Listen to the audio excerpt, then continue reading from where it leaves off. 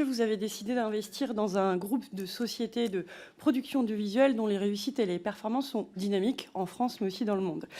La loi de 1986 relative à la liberté de communication instaurait et instaure toujours des obligations de diffusion de production indépendante.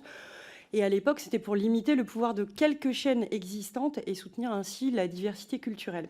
Aujourd'hui, le nombre de diffuseurs a explosé, les plateformes de SVOD, les chaînes thématiques et autres services en ligne, vous l'avez déjà souligné.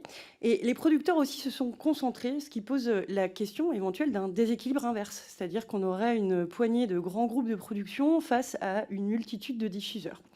L'audiovisuel public est soumis à des missions de service public spécifiques, mais se retrouve en concurrence directe avec les chaînes privées, les autres diffuseurs nationaux, voire internationaux, pour l'acquisition de contenus auprès des mêmes grands producteurs. Alors, quel rapport de force s'instaure alors? Faut-il faire évoluer cette législation au regard de l'évolution du paysage médiatique?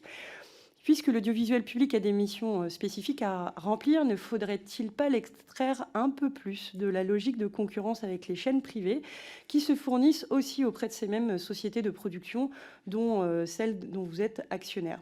Et ainsi redéfinir autrement les rapports de l'audiovisuel public avec les sociétés de production audiovisuelle. Alors, lui donner un accès prioritaire ou des tarifs préférentiels sur certaines productions, créer des fonds dédiés pour financer des contenus spécifiques à ces missions, parmi lesquelles l'éducation ou l'information, ou lui accorder des droits plus importants sur l'exploitation de l'œuvre que l'audiovisuel public finance. Une manière ainsi de renforcer l'audiovisuel public et donc de renforcer la démocratie.